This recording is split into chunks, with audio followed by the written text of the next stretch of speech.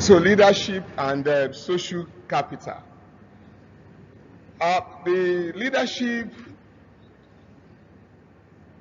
as you have been learning,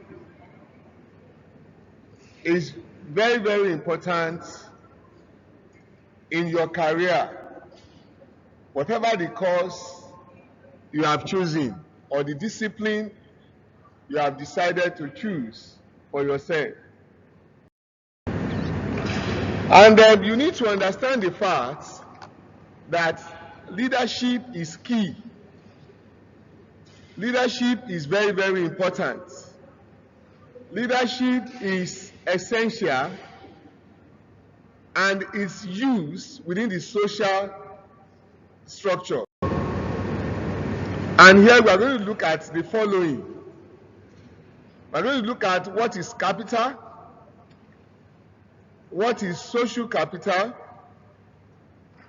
the characteristics of capital, the form of capital, the types of capital, the human capital, that is the experience and emotion capital.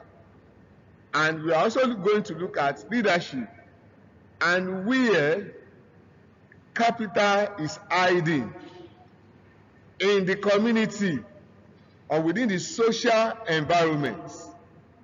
This is essential in the sense that many people look at capital as something very difficult to get.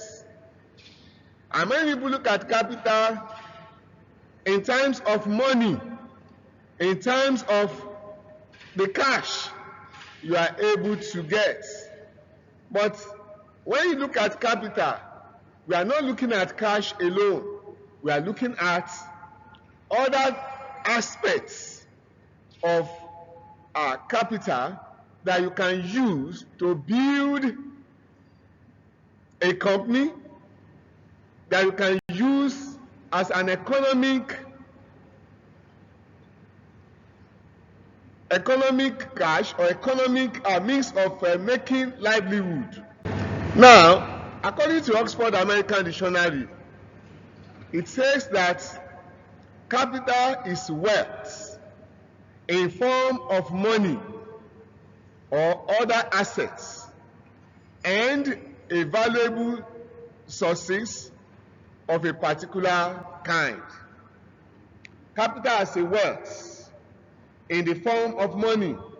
You know, when you talk of capital, you are looking at it as a form of money or assets. It's taken as a sign of financial strength of an individual. You know, the Holy Bible says that wisdom is a defense and money is a defense. And if you look at that, we are also saying that wisdom is a form of capital, and also money is also a form of capital because it gives strength to an individual, an organization, a corporate organization, a nation, and is assumed to be what you can use for development. And if you are looking at anything, you should plan to make sure that you use all forms of capital to be able to get ahead of your career and be able to make ends meet in whatever things you are doing. And here comes the social capital. Now, as you can see from the three circles here, you see the social capital theory, which states that social relationships are resources. Your interactions with people, your interactions with your roommates, with your classmates, with your neighbor, with people around you, they are resources that you can count on. And automatically, they are capital you can rely on. Then at the same time, we also look at the human capital, that is the economic value of a worker's abilities and outputs. What you are able to give, your ability, And of course, you see that your ability is a sum total of your availability. When you are available and you are giving your strength, your ability to a particular cause, then you notice that it is a form of capital. Then we also look at the social capital. This network enables societies and businesses to function effectively. And social capital refers to the institutions, the relationships you build, the norms, the superstitions, the traditions that shape the quality and the quantity of a society's social interactions. So, and that is the capital. Now, take for example, you are in this school, you are very brilliant, you are in this school, you are very good at what you are doing, but you find it difficult to be able to meet up with relationship. You discover that you will not be able to excel in the community. You will not be able to excel in the labor market as much as you will excel, as much as you have been excelling in your academics. So it is very important that you take the social capital very, very important. Then you take the social capital very, very important. That is, you relate with your mates, you relate with your neighbors, you relate with the staff, academic or non-academic, even the people working around, people doing the meanest job around. You relate with them, and you make sure that you make yourself available, even when you have a team or you have people that you are working with. Then we see when organizations have high social capital, they can function better through, number one, the norms of reciprocity. And what are we talking about? We are looking at what you give, what I give. We take note of what you give and what I give. This is important. Then the shared values, the honesty, the respect, the equality. And last time in our last discussion, we look at interpersonal relationships. This is very, very important. How you relate even with your parents, how you relate with your colleagues, how you relate with your neighbor, how you relate with the people within your society. Then we also look at the social trust, a shared understanding, cooperation and collaboration. Is very, very important. As students in this kind of community, you should be able to cooperate with the people around you when you are giving a job. When you are giving a particular job that you are expected to do, you cooperate with them, you collaborate with your mates, you collaborate with your seniors, you collaborate with people within your environment. Reciprocity, that is what you are giving. You reciprocate. When somebody greets you, you greet back. You make sure that you are ready to give as much as you are ready to receive. This is important. Then a shared sense of identity, a sense of belonging, and a strong social support. This is important in whatever thing you are doing. And then this aspect of social capital is important. How do you know if your department, if the organization you work for, if your community has high social capital? Look at the following. You examine the way you give within the environment. You see, do they eat together? I'm not saying eating together on the same plate, but I'm talking about eating together in the same restaurant, doing events and programs. Do they collaborate? Do they even cooperate together? When you talk about corporate organization, We are talking about organizations cooperating together to achieve a particular goal. Do they spend time together outside the class, outside the office? Do they complain about their mates, that class governor, that team leader, that boss, that lecturer? Is there any complaint? Then you need to also look at our office politics rampant. We will remove it. We will remove her. We will not allow her to be there. I'm not going to support. You also look at our office politics rampant. Is there teamwork? Is there mutual respect? All these things are very, very important when you look at the social capital. If there is trouble within an organization, you look at the social capital aspect of that. Then why is social capital important?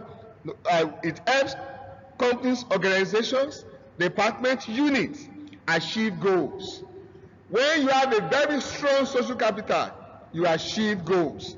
Then it saves time. All the time for litigations, all the times for gossiping, all the times for backbiting, everything is removed because there is a level of communication between the leader and the laity, between the followers and the following, those that are following, those that are followers, and all sorts of people. Then it prevents information silos. Information silo in the sense that when you keep information to a particular individual. So social capital is very, very important. It will make information to flow from one person to the other. Then capital as it is. The question is, capital, we have already defined it previously. We see capital does not necessarily mean money, but rather it is anything that is required to start, to expand, to diversify, or consolidate a business venture. Can you see? That is capital. If people can support you to establish a company, that's capital. If people can assist you, and that is capital. If people can support you to expand the business or to diversify a particular idea or consolidate a business venture, that is capital. And today, you need to understand the fact that you have capital around you that you can use. Even if your parents are not as rich as you think, but you are rich in people, you are rich within your society, then you should know that you have capital to work with. Then we also see leadership and social capital. Now to the accountants, capital is money invested in a business to generate income. That's to the accountant. They save the money to see if they are going to they save the money so that they can use the money. And at the same time, to the economics, capital is the factor of production that are used to create goods or services and are not themselves in the process. Now here, how many of you are from the accounting department here? Can I see your hands up? From the accounting department? That's good. Economics department. Economic department, where are you seated? Yes. Can I see your hands up? Okay, that's fine. And all of us here, if you are spending money, you are part of the people, you are an accountant for yourself, and you are also an economist. Then therefore, money is any clearly identifiable object of value that is generally accepted as payment for goods and services and repayment of debts within a market, or which is legal tender within a country. Automatically, if you give your service to someone and that person cherish what you have given, the person can, I swear, give you something in return. The person can give you a car in return. Somebody can give you a building in return. and somebody can give you a scholarship in return. And all these things are called the social capital. Now, we see, how do you relate this capital? Capital in terms of wealth. Capital is the part of wealth which is used for production. Capital means investment of money in business, and capital means income. That is, the income you get when you do a service for someone, and you are given a salary, a wage, or something you get for doing a contract for someone. Now, here we look at the characteristics of capital. Characteristics of capital. Number one, we have man-made factor. Man-made factor. Number two, we have, it's a wealth. It's a wealth. Number three, it's a derived demand. Now, capital has a demand, a derived demand. Then, capital, one of the characteristics is a productive factor. Then you can move it. Easy mobility. Then it's about production. Then it's elastic supply, durable, and it has a social cost. As you look at it as a man-made factor, capital is made by man in capital goods industry. It is secondary as well as artificial factor of production. What you can see, what you can is an artificial form of production. Then one of the characteristics is a wealth. Since capital has all features of wealth, that is utility, scarcity, transferability, externability, you discover that capital is a wealth, but wealth doesn't necessarily become capital.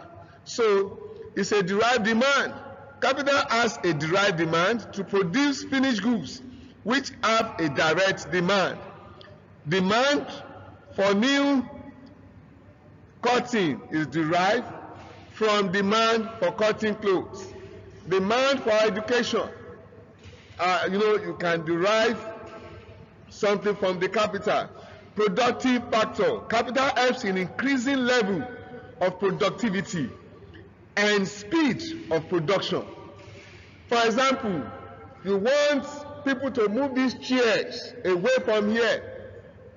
When you give money and you tell them you need 5 hours to do that, easily the capital will speed up the rate of removing that kind of material from where you want to move it.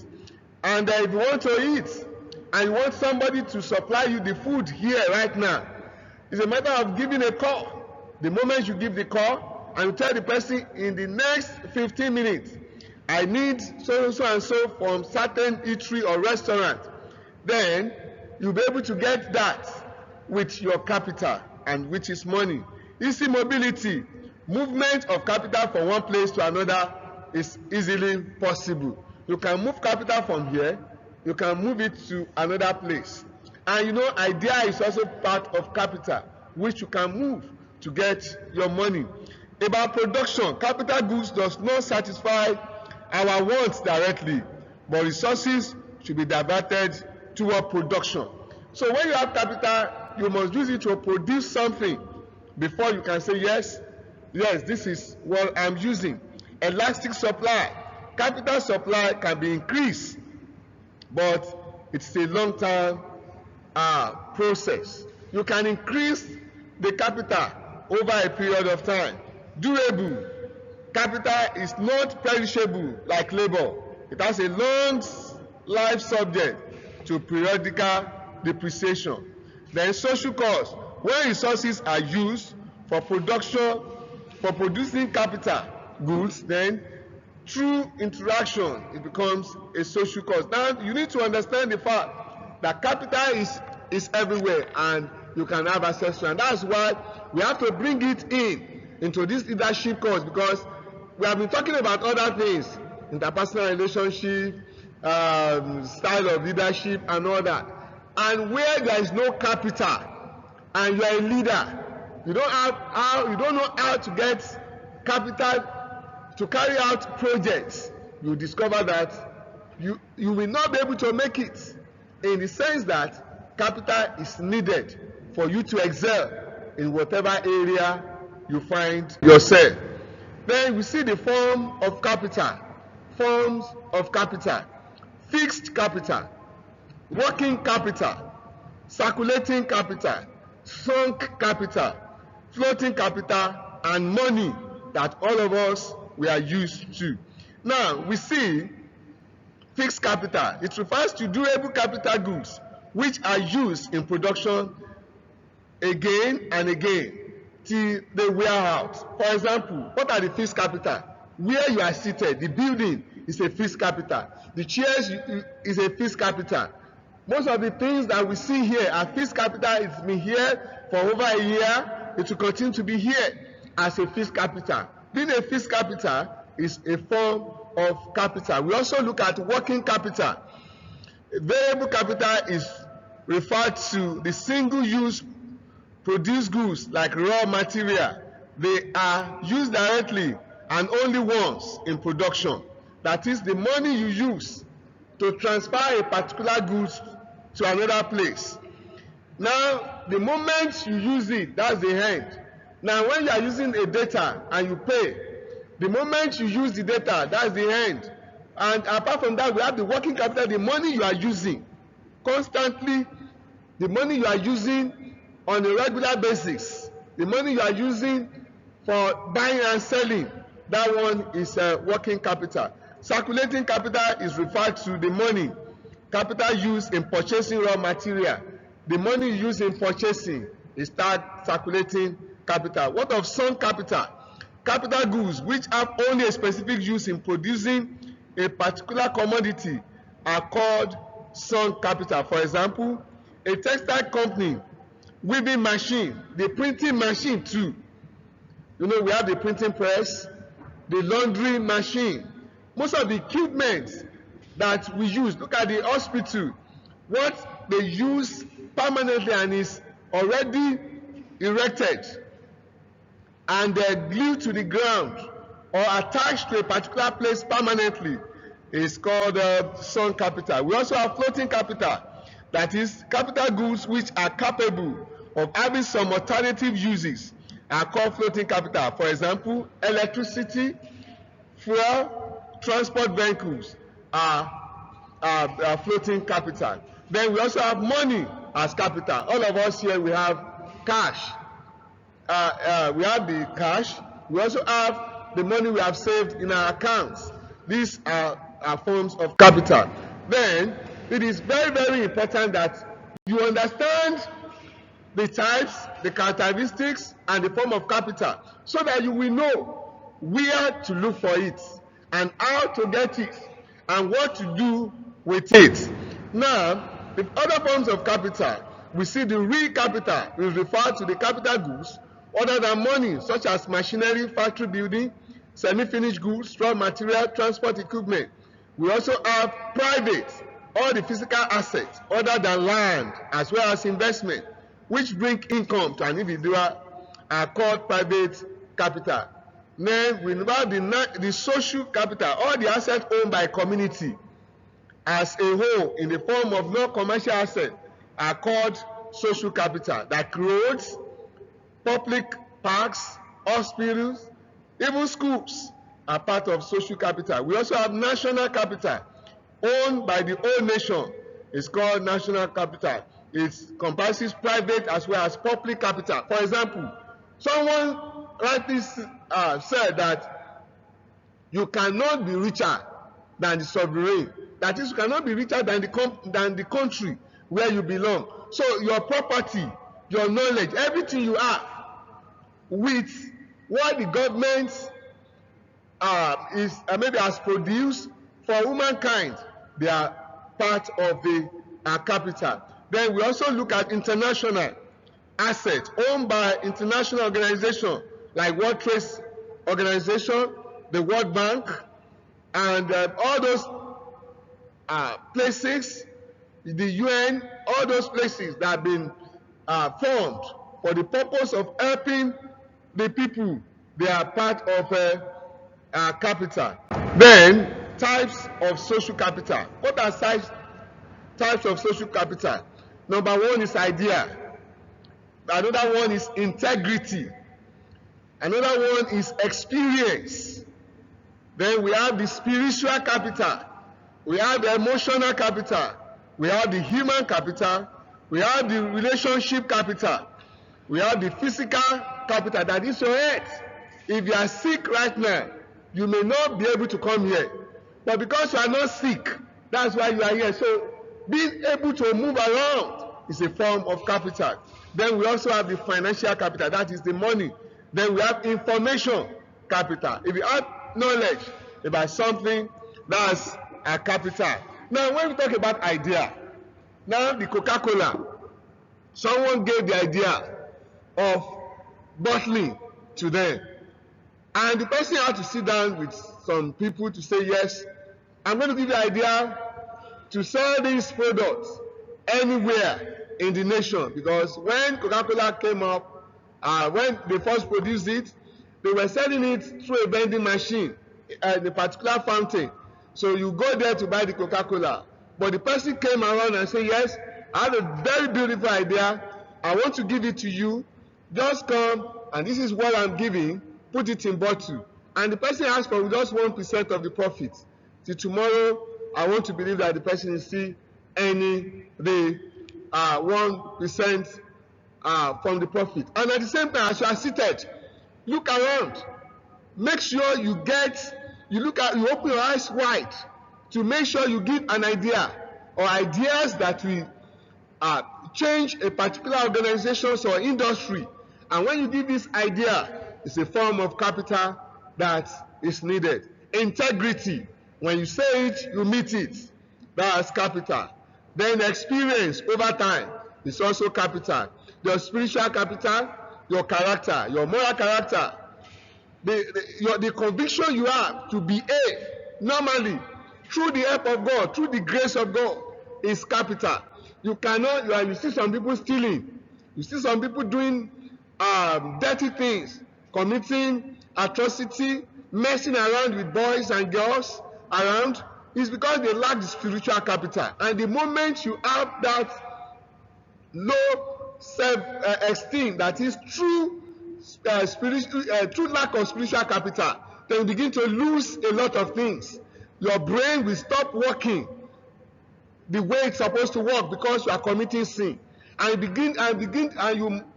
when you are covering atrocity with atrocity, then you discover that you are not able to use that capital effectively. Like I said earlier on, when I define SIN to you, I said SIN means simple instruction neglected. When you see somebody neglecting simple instruction, the person lacks spiritual capital. And at the same time, Satan identification number, that is SIN. When you have a number that you are committing sin, then you begin to lose the spiritual capital, and it's very dangerous. And that's why it's important for you to make sure that you keep your capital intact so that you make more money with whatever you have. Emotional capital, your emotion, the way you react to situation is part of that. Then human capital, that is making use of people, and that's why we group you. Okay, you are going to be grouped together. Group of 10, group of 4, group of 3. And the moment you work together, you pool your resources together, then you are working together. Then relationship, we have talked about interpersonal relationship. How you relate with people is part of that. Then I'm going to talk about experience capital, which is very, very key. Many of us want to say, how do I connect with people? How do I connect with organizations? How do I get opportunities, real opportunities, locally, nationally, internationally? Here, through the experience capital, you'll be able to know how to connect with this kind of experience. Experience capital is the knowledge or mastery of an event or subject gained through involvement in or exposure to it. For example, you are in this class. It's an experience in the class you are gaining. And of course, as you gain this experience that you have been in the class, you listen to the lecture, you add it to part of what you know and what you want to get. Experts are experienced. Knowledge is usually procedural, not propositional. When you are an expert in a particular field, it's an experience. Some of the people here, they are from different departments: law, as an economist, tourism and event management, banking and finance, accountancy, and other courses, sociology. We have engineering departments. We have computer science. We have pharmacy. We have medicine and health sciences. We have different professions. As you subject yourself to be in the class, to experience the lectures of people from different backgrounds, you are gaining experience. Automatically, you are becoming an expert. And if you leave this country to go to another place, you are also becoming an expatriate in that particular environment. And in this lecture, work experience is needed to position new hires, new employee in productive departments. Work experience can be valuable and profitable in many ways. And of course, it is not until you finish your first degree that you begin to count years of experience. As class governor, as a team leader, as a group leader, you are already counting your experience even while you are in school. And this is very, very important. Now we see forms of experience capital. Number one, we have internship. Internship within, it could be 2 weeks, 2 months, and between 3 to 24 months of internship. So during the holidays, go for internship. You can pull the period together. And when you have this experience, then you use it anywhere you are going. Potential leaders should apply for an internship which they are really interesting. For example, you are in law and you need experience in another field. Then you go there. I know somebody who studied chemistry, and the interest is in architecture. She finished, said, and started, and she went for an internship in a particular organization, and from there she learns everything about architecture, and she specialized in furniture. And today, a chemistry graduate, a woman, is doing a business that has to do with furniture. So don't look at just schooling as part of what you will use to establish yourself. Make sure you go for internship. The next one is trainership. Training as a work experience is a key element of this qualification. It can vary in duration from 6 weeks to 6 months. Remember, when you finish your first degree and you want to go into a particular business, I want to advise you to go for training in that area. Then we also have work shadowing. What is work shadowing? It entails observation of someone doing a job and watching what they do. A potential leader like you is designed to shadow an individual employee going about his normal activities, allowing close observation of jobs, which for reasons of complexity. For example, if you want to be a lecturer, if that's your desire, or you want to publish books, or you want to work in a printing press, you want to own a printing press, you go there, you look at what they are doing, you look at the staffs, you ask questions, then you make sure you document it. You'll be able to have that for a business. The next one is volunteering. You volunteer to do, maybe during graduation or during matriculation programs, or during wedding programs, or during any events within or outside the school. You volunteer yourself to work for free. Or for example, if there is any occasion within your community, you make sure that you volunteer yourself to work in that capacity. For example, during in December, in my in one of the organizations I belong to. I created a Google form for them to register the participants for the event. I was able to register more than 12,000 participants. Having all this is a volunteer job. I'm not being paid to do that, but it's part of the experience that I have.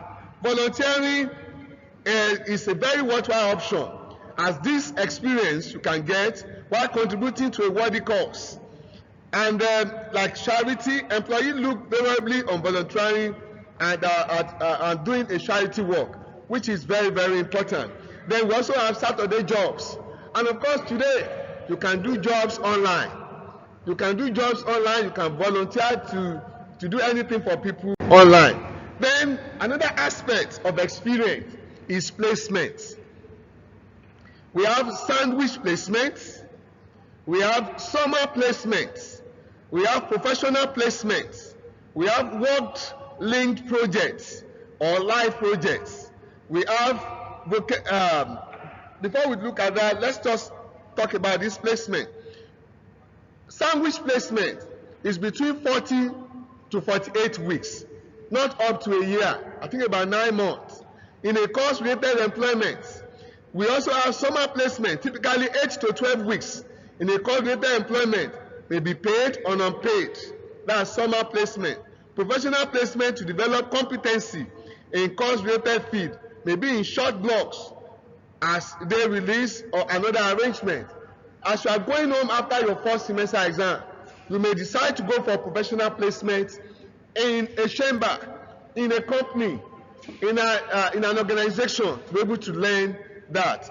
Then we have vocational courses. Then many courses include a day or two of work experience each week. Holiday jobs, we have that. Doing it yourself. All these things are very, very essential for you to get into your leadership career process.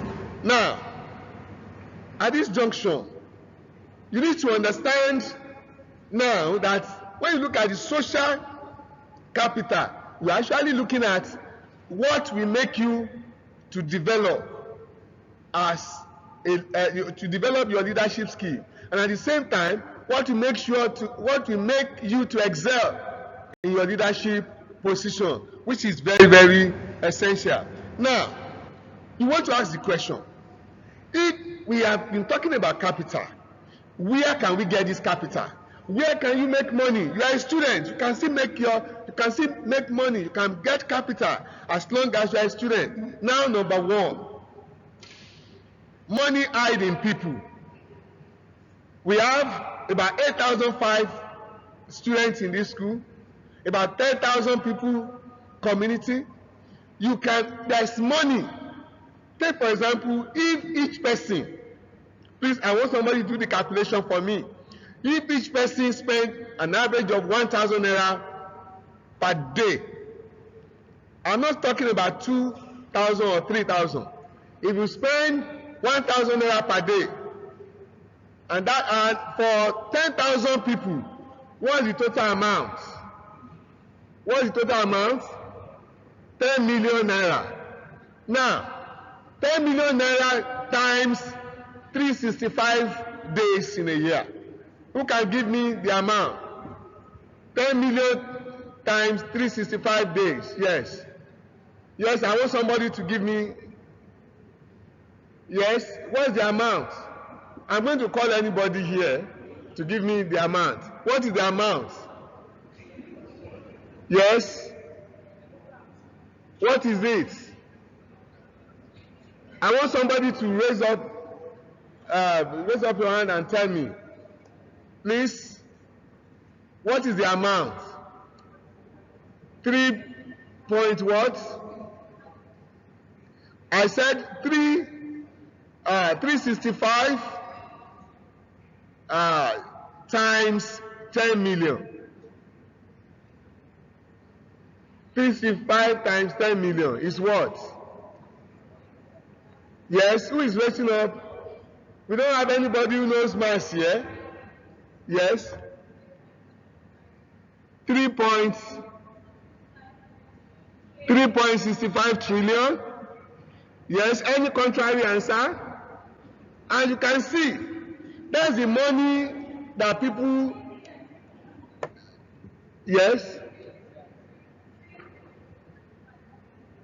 3.65 billion. Imagine 3.65 billion naira going from hand to hand in this school, and we are using just 1,000 naira. How much is coming to your pocket from that amount? How much are you thinking? People are buying pen, they are buying notebook, shoes, they are buying so many things that you have in your environment.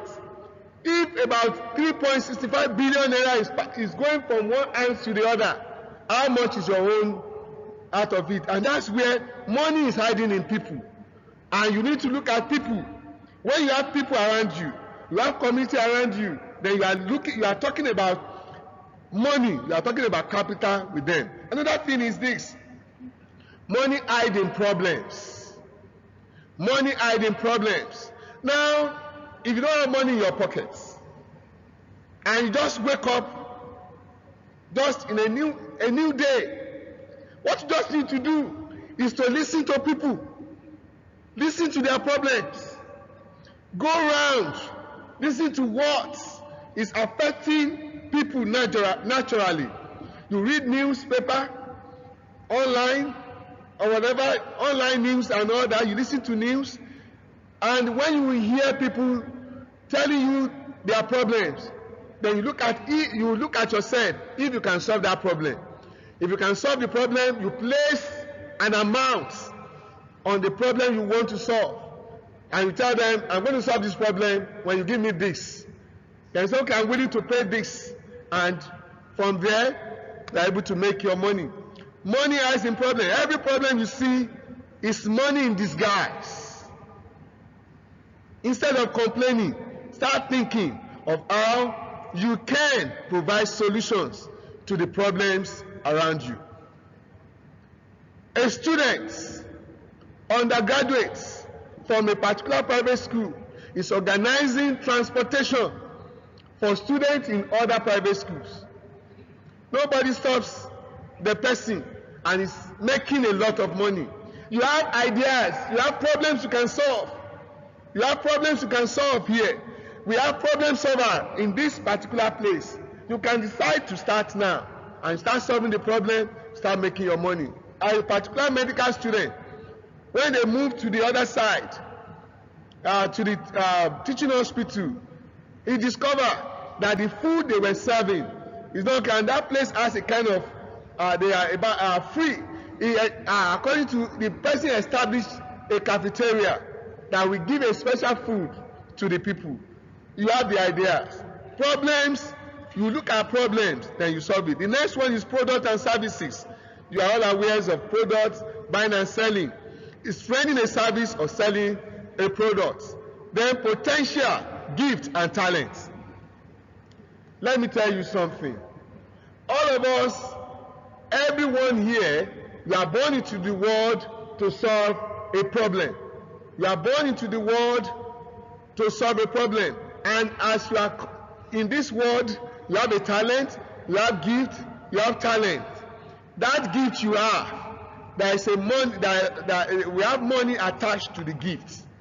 Only you have that gift. I don't have it. And when you submit your gift, you make your money. Everyone created by God has inherent gift in them to sustain them through life journey. So don't say, I don't have a parent, I'm from a poor home. That one is excuses. What is important is that you have a gift that somebody is looking for. Then proposal.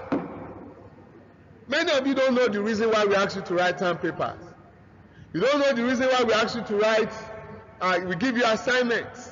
We are giving you the assignments so that you will know how to write proposals, and that proposal will eventually give you opportunity to make money. All you see in the world today began in someone's mind as an idea. And furthermore, a beautiful proposal in respect to an idea. When you are able to produce a proposal to explain how you carry out an idea, then money is hiding in that proposal. Then prediction and vision. Where there is a vision, there is what? Provision. And where there is no vision, there is no provision. Provision means towards a vision or provide for vision. Vision attracts provisions. I don't know your vision. If you want to be the president of this nation, that's a vision. Then you have provision for that. If you are thinking of traveling all over the world, that's a vision. You have vision for that. If you are thinking of establishing a chamber that we have in all the continent, that's a vision.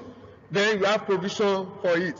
So when you have a prediction, you imagine something to take place in the future, then you have a provision for that. Then performance. When you work in an establishment, you are trading your time and skill for money. And that is when you perform something. Then Prince of Peace, and that is God, Jesus Christ. And when you ask God to give you something, God gives you that thing you need. And that's why we have Joseph in the Bible, we have Daniel, we have people that actually achieved a lot by hiding in the Prince of Peace. And we look at another one, that is emotional capital. Emotional capital. Many people have jettisoned a lot of things in their life. Many people have stopped the progress of their life. Many people have done things that are bad concerning themselves because of the fact that, because of their emotion. Emotion is the ability of people to use emotional capital, Emotional capital is the abilities of people to use emotions effectively for many purposes. Every day, everybody knows people who are rich and smart, but do not seem to be able to do much with their life because of personal failings. They lack emotional capital. In economics, capital is the financial wealth, another asset owned by a person or organization that provide income. Emotional resources that enable people to be successful in their economic and personal lives are self-esteem. Self-esteem. Now let me tell you something. If you are looking for people to praise you before you assume a personality of respect or a personality of commitment, then you lack self-esteem. Self-esteem is having a positive overall opinion about yourself. I don't see ugly person in the here at all. I don't see somebody who is going to fail this exam. I don't see somebody who is not going to graduate at a specific time. I don't see somebody who is not going to rule in his generation. But one thing is that, do you see yourself like that? Valuing your own ideas and abilities, very, very important. Then we have self-regulation. Self-regulation is the ability to control undesirable behavior, such as overeating or abusing, using drugs or alcohol. That's self-regulation. When people move you to fight, you say, I'm not going to fight. When somebody moves you to mess around, you say, I'm not going to mess around. When somebody moves you to abuse or to make comments that you are not expected to make, I'm not going to do it, then that is self-regulation. We also have emotional energy. It's the capacity to motivate action by positive emotion, such as enthusiasm. Many of you walked here this morning with emotion. Some of you walked here with emotional energy and say, yes, I'm going to get the best, I'm going to do this. Emotional energy will move you to the library. I want to read. Emotional energy will move you to look at, to review all your courses towards examination. Then we also have attachment. Attachment is the ability to form emotional bond with worldly people. Show me your friend, and I will tell you where you will end your life. Now, there have been people in history, people that moved with people with questionable character. They are from good homes. They move with somebody from trouble homes, and before you know it, they are gone. I've seen people, they will just say, take this drink. And that drink that is drugged in, why are you taking it? Take water. If you don't have money for bottled water, you take sachet water.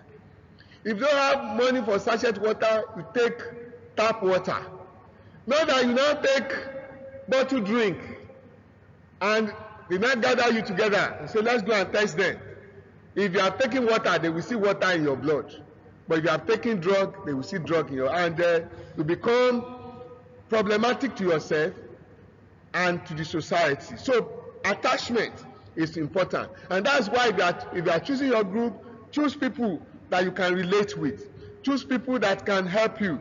Then we also have resilience. It's the power to respond to life challenges by bouncing back and moving forward. You may fail a test. Don't get discouraged. I'm going to pass in the next test. And you may not even know that the test you think you have failed may be cancelled and the other one will be used. Don't look at yourself and say, I'm gone. And for example, all of you here, some of you are tall. You are tall. Some people are saying, I'm too tall. Everybody are looking at me. I'm too short. I'm too fat. I'm too thin. I don't like my complexion. It shows that you are lacking this emotional. You don't have emotional capital. If you have some of these troubles within you, then agreeableness is the ability to get along with others. You are friendly. You smile. When somebody offends you, you forgive easily. We have seen people that fail to forgive, and at the end of the day, they run into trouble. Optimism. You are optimistic. I'm going to have 5.0. I'm going to have 5.0. I'm going to have 5.0. And you have it. And you have it excellently well, even with your decision and your desire. So it's very important. Emotional capital. People are rich in emotional capital if they have high self-esteem. That's in summary. If you have high self-esteem, you are rich in emotional capital. So if you don't have high esteem, I can counsel you and tell you some of the things that you will need to be able to have high esteem. Stop looking at yourself. I used to know a particular young student when I was in UI, University of Ibadan. I was doing my postgraduate study there at that time, and this particular student was studying a particular course. And this person registered for medicine. But unfortunately, because he lost both parents, he couldn't make it. Then he registered for another course. And he couldn't meet up with finances, financing this and that. One day, he came with his shoe. The shoe was smiling in a way. And he told me, he said, I don't have this, I don't have this. I said, pretend as if you didn't see that shoe.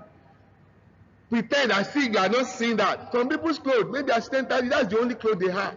And something is wrong with it. Pretend as if pretend as if that problem is not there. Just go ahead. You don't have money. You only have gari to soak. Don't just begin to worry yourself. My friends are taking chicken. So my friends are eating this. Eat the gari as if you are eating something fine. And that's self-esteem, self-regulation, emotional energy, attachment, resilience, agreeableness, optimism. Origins of emotional capital are genetics. That is, you can copy it from your parents. When you come from a family that they are rugged, they are not always discouraged, then you can copy it from them. Epigenetics is around. You can as well learn it, and it's by choice. You tell yourself, I'm going to have emotional capital. It's by choice, not by chance. People will look at you. Somebody looking at you, you are discouraged. Emotional capital will raise you up. And that is very important. Thank you for listening.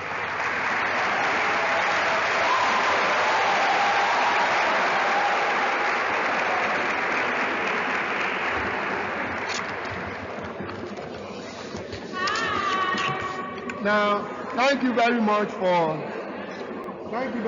listening. I'm going to put this on I'm going to put it on the YouTube and again. Do you have any question?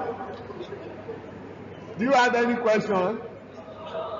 So please, if you don't have any question, what I expect you to do is that please, the class doctor can give me the attendance. I think we meet in the examination.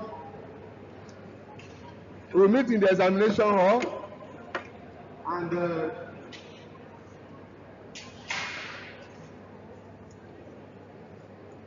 please, I want to say this. When you have any challenge in any course, in any of your courses, don't keep quiet. And for any assignment you already have, you make sure you don't pretend.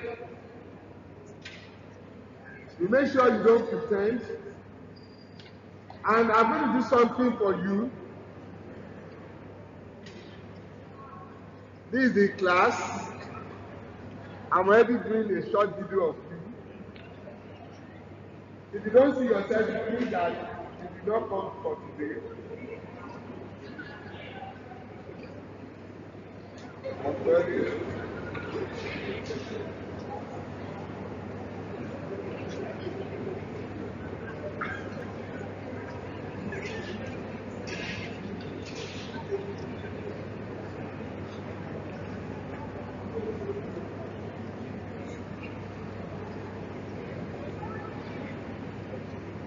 I'm going to put some questions on the slide. I'm going to allow you to.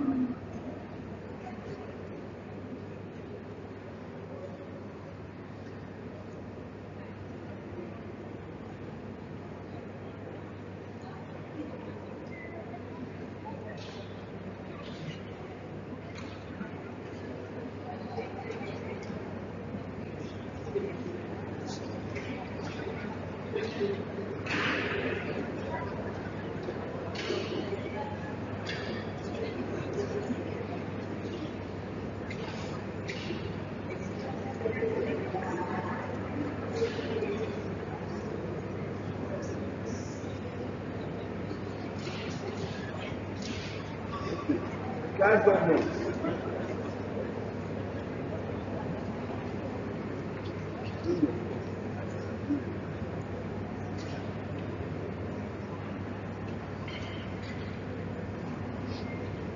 I'm going to put it in my camera so you see if you have my number.